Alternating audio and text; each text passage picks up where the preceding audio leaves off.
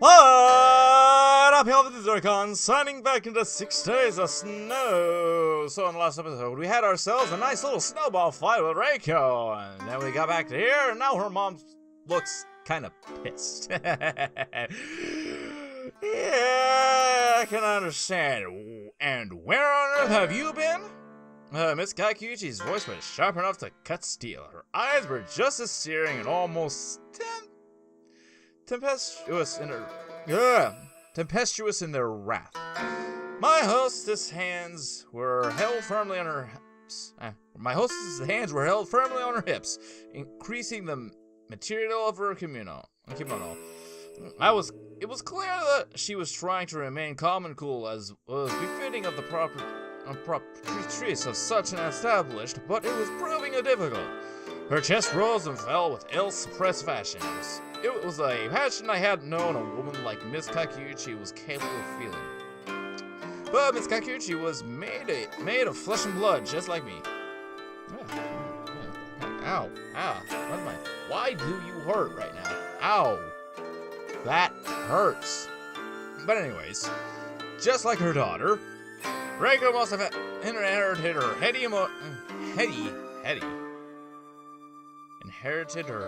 emotions from somewhere. Could her mother have been that source? But unlike Reiko's, Miss Kakui's emotions simmered beneath the surface like a volcano. They were unpredictable and all the more terrifying for it. Reiko certainly seemed terrified enough, because the poor girl hung her head looking down at her feet.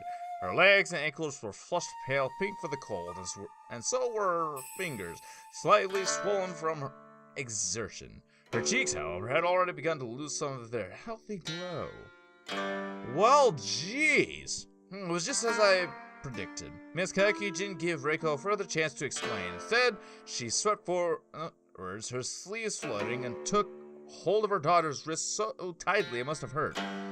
Reiko whimpered. "You should have been by the hot springs, clearing away the snow," said Miss Kaki. Contrary to her obvious anger, her voice had dropped in volume. Can you imagine how I felt when I went out to check on you, only to discover that you weren't there? Did you not stop to think about me? Jeez, lady.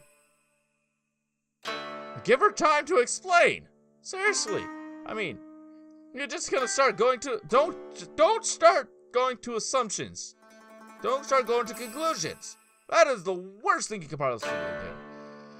Reiko shovel. I did clear away the snow, though I put the shovel back. I don't care about the snow, Miss Kirsten. I was worried about you. Oh. That was a change of thought. I was searching all over. I didn't think I was gone that long, Reiko replied, and her voice hushed. But it was the wrong thing to say. Miss Kaku's expression twisted horribly until her face no longer looked like a human's. Rather, it looks some rough, crude fact smile made with clay.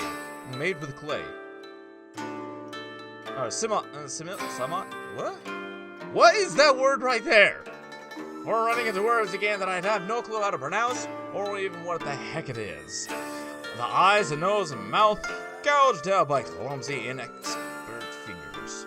For all the negative opinions I had about Miss Kakuchi, I had never once thought she was ugly.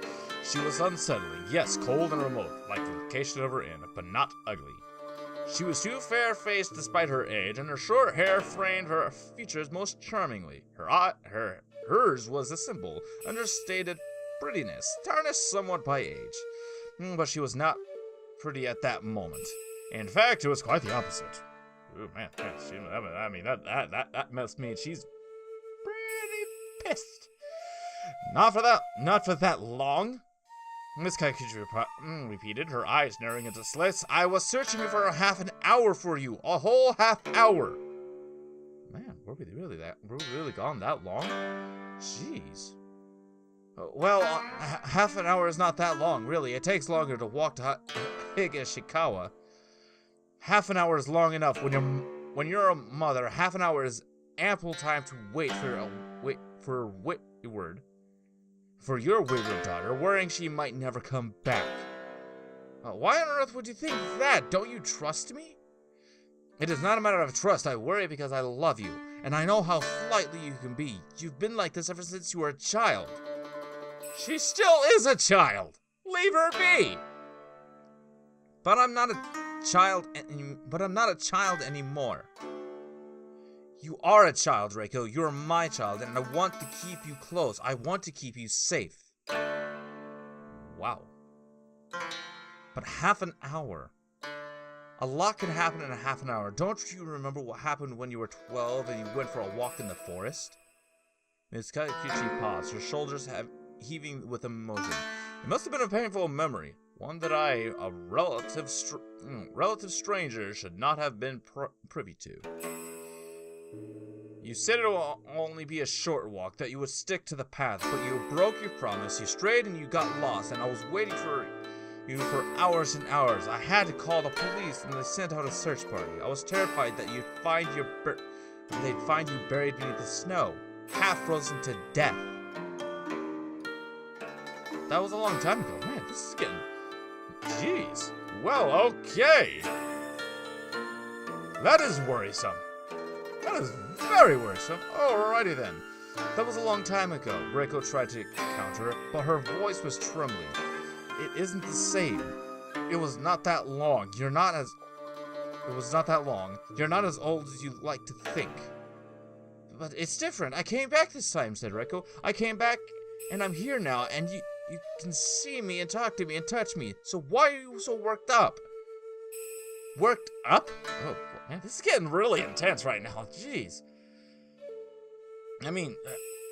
Miss Kaikuchi repeated her daughter's inquiry. Her eyebrows raised into two arcs. And I'm just standing here just witnessing it. I'm just watching all this. It's like, what do I do? What do I do? I was making myself sick worrying about you, and this is what you have to say for yourself? You don't even apologize? Okay, I'll give the mother that. She didn't apologize. You kinda need to, Reiko. Mother, No, I don't want to hear. I don't want to hear you answering back, Reiko. It's unbecoming and supremely irritating. You're in no position to reason with me. You should be asking for forgiveness. Forgiveness for what? Oh boy. Why? Oh, why am I just standing? Here's a question. Why am I just standing in front of all this? Just doing nothing. What am I doing? Forgiveness for what? For being a bad... Okay, that's a little too far. She's not being a bad daughter, she's being a child. Oh, for crying out. This is why I hate arguments. I hate them with a passion. Nobody wins. Because even if you win the argument, you're still hot and bothered by the whole gosh darn thing. Because, well, hey, everybody's still angry. The winner's still angry. The loser is feeling so freaking downhearted. There is no winner. That's why I hate arguments with a passion. And I'm just sitting right in front of it. It's just like, what is going on? Reiko's mouth fell open, stunned and shocked by the injustice of it all, but no words came out, and instead, there was a broken sob. But tears didn't well in the corners of her eyes. They remained suspiciously dry. Perhaps it was because she had known. Jeez.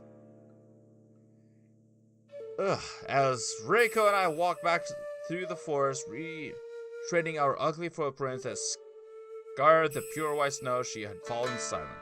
She had shuffled a little closer to my side with each and every step, and again I had wondered whether she might take my hand, but she hadn't. Instead, she had seemed content to exist beside me, our shoulders almost brushing as she sighed. I had a lot of fun, Eiji, she had said. That's good. I had a lot of fun too, I had replied. But she said in the past tense with a maudlin look on her face. She had a lot of fun. When she returned to the Azami's Inn, however, the fun would be far behind her. Fun was something Reiko's childhood had been devoid of. Her life had stretched out in a long, lonely gulf without any friends. I had been silent up until now, anxious my interference would make matters worse, but I couldn't remain silent any longer.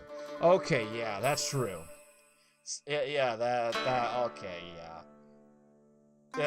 yeah. The interference might have actually made things just a little bit worse, but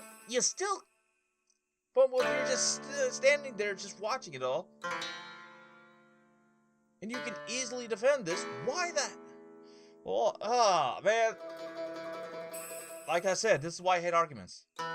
This is why I hate arguments. I hate them with a freaking passion. I just can't stress that enough.